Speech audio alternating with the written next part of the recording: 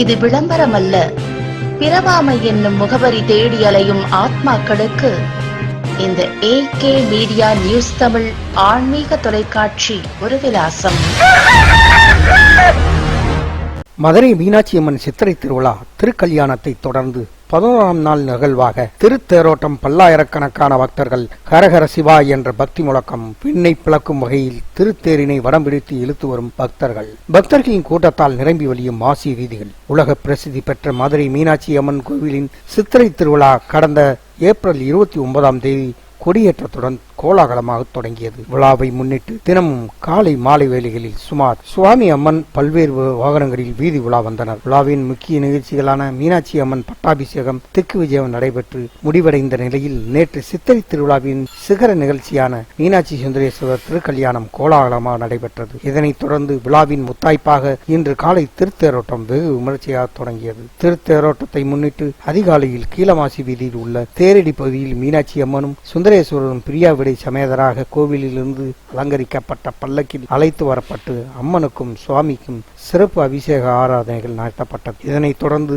அலங்கரிக்கப்பட்ட பிரமாண்ட பெரிய தேரில் சுந்தரேஸ்வரர் பிரியாவிடை சமேதராகவும் சிறப்பு அலங்காரத்திலும் மீனாட்சி அம்மன் சிறிய தேரிலும் சிறப்பு அலங்காரத்திலும் எழுந்தருளினர். தேரோட்டம் தொடங்கும் முன் அங்குள்ள கருப்பணசாமி கோவிலில் சிறப்பு பூஜைகள் நடத்தப்பட்டு அதனைத் தொடர்ந்து பெரிய தேர் புறப்பாடாகி அதைத் தொடர்ந்து சிறிய தேரும் புறப்பாடானது. சுவாமி அம்மன் திருத்தேருக்கு முன்பாக அலங்கரிக்கப்பட்ட யானை முன்னே செல்லும் போது அவற்றை தொடர்ந்து முதலில் விநாயகரும் இரண்டாவது முருகப்பெருமானும் தொடர்ந்து நாயன்மார்களும் அமர்ந்திருந்த சப்பரங்கள் செல்லும். சுவாமி அம்மனின் திருத்தேரானது மதுரை நகர வீதிகளான கீழமாசி வீதி, தெற்கு மாசி வீதி, மேலமாசி வீதி, வடக்கு மாசி வீதிகளில் வலம் வந்து பின்னர் கீழமாசி வீதியில் உள்ள தேரடியை வந்து அடைய உள்ளது. மாசி வீதிகளின் ஆடி அசைந்து வந்த மீனாட்சி சுந்தரேஸ்வரர் திருத்தேரின் முன்பாக ஏராளமான சிவபக்தர்கள் கைலாய வாத்தியங்கள் முழங்கியபடியும் பல்வேறு இசைகளை இசைத்தபடியும் மீனாட்சி சுந்தரேஸ்வரர் பதிகம் பாடியும் ஹரஹர சிவா என பக்தி முழக்க விண்ணை பிளக்க பல்லாயிரக்கணக்கான பக்தர்கள் தேரை வடம்பிடித்து இழுத்துச் சென்று சாமி தரிசனம் செய்கின்றனர். திருவிழாவினை காண மதுரை மற்றும் சுற்று வட்டாரங்களில் இருந்தும் அண்டை மாநிலங்களிலிருந்தும் வெளிநாடுகளிலிருந்தும் பல்லாயிரக்கணக்கான வருகை தருவார்கள் என்பதால் காவல்துறை சார்பில் பலத்த பாதுகாப்பு போடப்பட்டுள்ளது. மதுரையிலிருந்து செய்தியாளர் Ayyam Perumal. AK media news Tamil.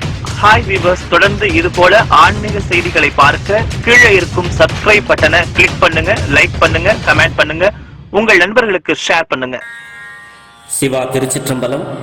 தென்னாடுடைய சிவனை போற்றி, எந்நாட்டவர்க்கும் இறைவா போற்றி. தென்தில்லை மன்றினுள் ஆடி போற்றி, இன்று எனக்கு ஆரமுது ஆனாய் போற்றி.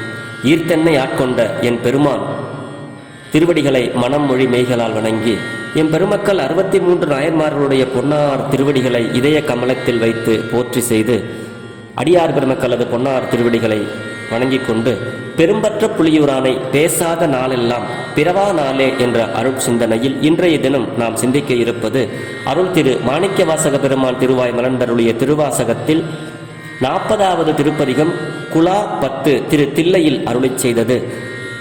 இதில் 8வது பாடலை சிந்திப்பதற்கு இன்றைய தினம் எட்டி உள்ளோம். தெரிந்த அளவில் பாடலை பாடி அடியார் பெருமக்களோடு பொருள் பகிர்கிறேன். திருச்சிற்றம்பலம்.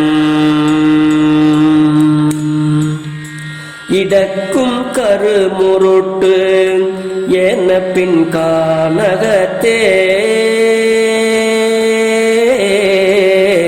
இடக்கும் கருமுருட்டு என பின் கானகத்தே, நடக்கும் திருவடியின் தலைமேல் நட்டமையால், நடக்கும் திருவடியின் தலைமேல் நட்டமையால், கடக்கும் தீரல் ஐவர், கடக்கும் தீரல் ஐவர், கண்டகர்த்தம் வல்லரட்டை, கடக்கும் திரள் ஐவர், கண்டகர்த்தம் வல் அரட்டை, அடக்கும் குலத்தில்லை ஆண்டானை கொண்டன்றே,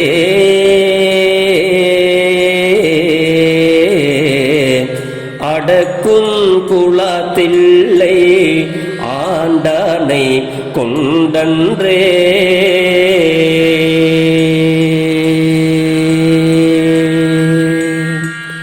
திருச்சிற்றம்பலம். இந்த பாட்டில் மாணிக்கவாசக பெருமான் நமக்கெல்லாம் ஒரு அழகான மகாபாரத கதையை நினைவூட்டுகிறார். மகாபாரதம் நிறைய பேர் படிச்சிருப்பீங்க, நிறைய பேர் கேட்டிருப்பீங்க, தெரியாதது ஒன்றும் இல்லை. இந்த மகாபாரதத்தில் பாசுபத அஸ்திரம் எப்படி சிவபெருமானர்கிட்ட வாங்கினார் அப்படிங்கிற கதையும் எல்லாருக்கும் தெரியும். மகாபாரதத்தில் பஞ்சபாண்டவர்களை சூதில் வென்று அவர்களை 12 ஆண்டு வனவாசம் அனுப்பி அந்த காட்டில் அவங்க இருக்கும் பொழுது கர்ண பரமாத்மா அங்கே போகிறாரு. போயிட்டு அர்ஜுனன்கிட்ட கேட்குறாரு, காட்டுக்கு வனவாசம் வந்துட்டுங்க, அடுத்து 12 வருஷம் கழித்து 1 வருஷம் அஞ்ஞான வாசம், இதை முடித்த பிறகு நீங்கள் அவங்க கூட சண்டை போடணுமே, நீங்கள் எப்படி அவங்க கூட சண்டை போடுவீங்க? நீங்கள் காட்டில் என்ன பண்ணிட்டு இருக்கீங்க? காய்கறிகளை பறித்து சாப்பிட்டுக்கிட்டு இப்படியே உலம்ப வளர்த்துக்கிட்டு இருக்கீங்களே, நாளைக்கு போர்னு வந்தால் என்னடா பண்ணுவீங்க அப்படின்னு கர்ண பரமாத்மா பஞ்சபாண்டவர்கள்ட்ட கேட்குறாங்க. அப்போ கேட்கும்போது அப்போ அவர் அர்ஜுனன் என்ன சொல்கிறாருன்னா, என்ன பண்ணணும் கர்ணா, நீ சொன்னா தானே தெரியும், கிருஷ்ணா நீ சொல்ல அப்படின்னு. தபஸ் பண்ணணும்டா. துரியோதனை சிவனருள் பெற்றவன், அவனை அழிக்கிறதுக்காக நம்மள்கிட்ட எந்த அஸ்திரமும் இல்லை. அவனை அழிக்கணும்னா சிவபெருமானுக்கிட்ட தான் அவனை அழிக்கக்கூடிய அஸ்திரம் இருக்கு, அது பாசுபத அஸ்திரம். அதை வாங்கிட்டு வந்தா தாண்டா நம்மளால அதை துரியோதனனை அழிக்க முடியும். அப்படிப்பட்ட துரியோதனனை அழிக்கிறதுக்காக நம்ம இப்போ இங்கே காட்டில் இப்படி இருந்தால் எப்படி, நீங்கள் என்ன பண்ணணும் அதை சொல்லுங்கும் போது, நீ சிவபெருமானை நோக்கி தவம் செய். பாசுபத அஸ்திரத்தை நம்மளால சும்மா வாங்க முடியாது. சிவபெருமானை நோக்கி தவம் செய்தால் மட்டுமே பாசுபத அஸ்திரத்தை வாங்க முடியும். அதனால சிவபெருமானை நோக்கி நீ தவம் பண்ணுப்பா அப்படின்னு சொல்லிட்டு கிருஷ்ணர் போயிடுறாரு. அப்போ அர்ஜுனன் நல்லா காட்டில் கடுமையான தவம் புரிகிறார். ஒத்த காலில் நின்று சிவபெருமானை நோக்கி நின்ன இடத்துல இருந்து அசையாம கொல்லாம அப்படியே நின்று பல ஆண்டு காலங்கள் அப்படியே தவம் பண்ணிக்கிட்டே இருக்கிறாரு. அவரை சுற்றி கரையான்லாம் புத்து கட்டுது. போற வர அந்த மிருக கூட்டம்லாம் அப்படி ஒரு வருஷம் உரசிக்கிட்டு போதும். உடம்புல ஏதாவது லேசாக அரிக்கிற மாதிரி இருந்தால் கல்லில் உரசம் இல்லை, அந்த மாதிரி செல்ல மாதிரி ஊன் இல்லாமல் உறக்கம் இல்லாமல் சிவபெருமானை நோக்கி கடுமையான தவம் புரிஞ்சுக்கிட்டு இருக்கிறாரு அர்ஜுனன். அப்போ மேலே இருக்கு சிவபெருமானும் உமாதேவியாரும். இந்த பாருங்க, அர்ஜுனன் இந்த மாதிரி பயங்கரமான தபஸ் பண்ணிட்டு இருக்கிறாரு, இப்படியே போனால் என்ன பண்ணுறது, அவருக்கு நம்ம போய் அருள் செய்யணும் அப்படின்னு சொல்லி 2 பேரும் முடிவெடுத்து கீழே வராங்க. கீழே வரும்பொழுது ஒரு மானுட சட்டை தாங்கி பெருமானும் வேடனாகவும் வேடுவச்சியாகவும் சிவபெருமானும் உமாதேவியமாக அந்த காட்டுக்கு எழுந்தருள்கிறார்கள். அதாவது இந்த அர்ஜுனனுக்கு முன்னாடி செஞ்ச வினையின் காரணமாக ஒரு மூகாசூரன் என்கின்ற ஒரு அசுரன் இந்த அர்ஜுனனை கொல்லுவதற்காக ரொம்ப காலமா அவனும் நேரத்தை எதிர்பார்த்துக்கிட்டே இருக்கிறான். அப்படி எதிர்பார்த்துக்கிட்டு இருக்கும் பொழுது அதெல்லாம் முற்பிறவியில் உள்ள அந்த பகை அப்படியே மூண்டு கொண்டே வருகிறது. இந்த பிறவியில் அந்த மூகாசூரன் ஆகியவன் இந்த அர்ஜுனனை அழிக்க வேண்டும், கொல்ல வேண்டும் என்று தன்னுடைய சூரனாட்சி அவன் தன்னுடைய உருவத்தை மாற்றி பூமியை பிளக்கிற அந்த கொடூரமான அந்த பன்றியினுடைய காட்டு பன்றியினுடைய ஒரு உருவத்தை எடுத்துக்கொண்டு கீழே அர்ஜுனன் தபஸ் பண்ணிக்கிட்டு இருக்க இடத்துல அவன் மேல பாயறதுக்காக அப்படி அப்படியே பாய போற நேரம், அப்புறம் சிவபெருமானை நோக்கி தவம் பண்ணிட்டு இருக்கும்போது அவன் காப்பாற்றுவார். அதை நம்ம சொல்ல வேண்டாம், யார் என்ன பண்றாங்கிறது அவனுக்கு தெரியும். அப்ப இந்த மூகாசூரனாகியவன் அர்ஜுனனை அழிக்க போகின்ற தருணத்தில் கீழே வந்த வேடுவனும் வேடுவச்சியுமாக வந்த உமாதேவியும் சிவபெருமான் தான் கையிலே ஒரு வில்லை எடுத்து அந்த மூகாசூரன் மீது அடிக்கிறார். அந்த நேரம் பார்த்து கண்ணை முழிச்சு அர்ஜுனனும் தன்னுடைய வில்லில் இருந்து ஒரு பானத்தை விடுகிறான். 2 பேருடைய அம்பும் பட்டு மூகாசூரன் இறந்து விடுகிறான். அப்படி பெருமான் அதுக்கு பிறகு நிறைய கதைகள்லாம் போவோம். அது மகாபாரதம், இது நம்ம சிவபுராணம்ங்கிறதுனால சுருக்கமாக முடித்துக்கொள்ளும். அதுக்கு பிறகு நிறைய கதைலாம் இருக்கு, சுவாரஸ்யமான கதையெல்லாம் இருக்கு.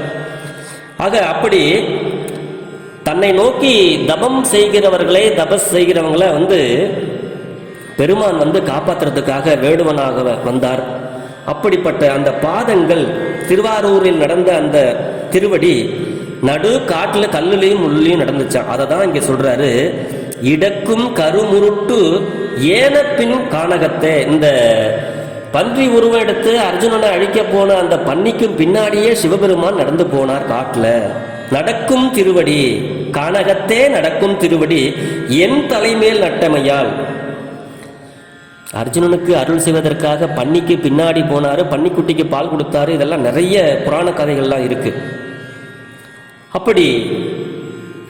அப்படிப்பட்ட அந்த அடியார்களை காப்பாற்றுவதற்காக எங்கெங்கோ நடந்திருக்கிறார். அப்படிப்பட்ட திருவடி நாம் உய்யும் பொருட்டு என் தலைமேல் நட்டமையால், சிவபெருமான் என்னுடைய தலைமேல அவருடைய திருவடியை வைத்திருக்கிறார். அப்படி வைத்ததினால கடக்கும் திரள் ஐவர் கண்டகர்தம் வல்ல அரட்டை அப்படிங்கிறாரு. இந்த கடக்கும் அப்படின்னா என்னை வெல்லும் திறமையுடைய, ஐவர் அப்படின்னா ஐம்பொறிகளாகிய நம்ம உடம்புல இருக்கிற அந்த கண், காது, மூக்கு, செவி, வாய் அப்படின்னு சொல்லக்கூடிய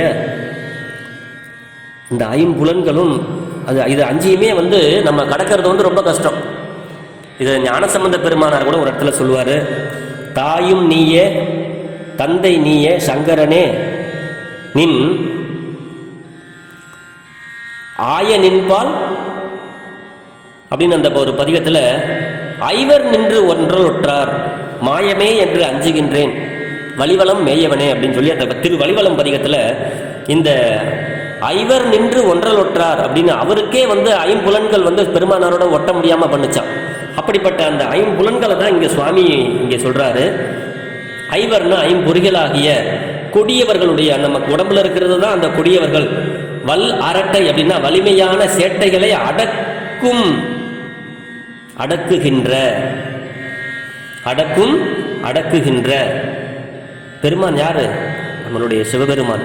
அப்படிப்பட்ட பெருமான் குலாத்தில்லை ஆண்டானை, விளக்கம் பொருந்திய தில்லையில் இருக்கின்ற ஆண்டவனை, வலிமையான சேட்டைகளை அடக்குகின்ற விளக்கம் பொருந்திய தில்லை ஆண்டவனாகிய சிவபெருமானை கொண்டன்றே அடியேன் பற்றி கொண்டேன் அல்லவா.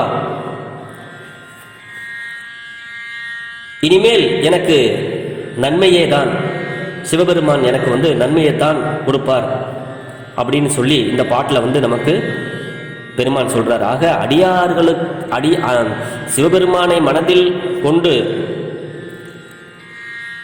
தவம் பண்ணுகிறவர்களும் திருமுறைகளை படிப்பதற்கு சமம். அதாவது நீங்க தவம்னு காட்டுக்கெல்லாம் எதுவும் போவேனாம்ப்பா. ஞானசம்பந்தனாகிய நான் பாடிய இந்த தமிழ் பாமாலைகளை சிவபெருமான் மீது அன்போடு காதலாகி கசிந்து கண்ணீர் மல்கி ஓதுவார் தம்மை நன்னெறிக்கு உய்ப்பது வேதம் நான்கினும் மெய்பொருளாவது நாதன் நாமும் நமசிவாயவை என்ற பதிகத்தைப் போல சிவபெருமான்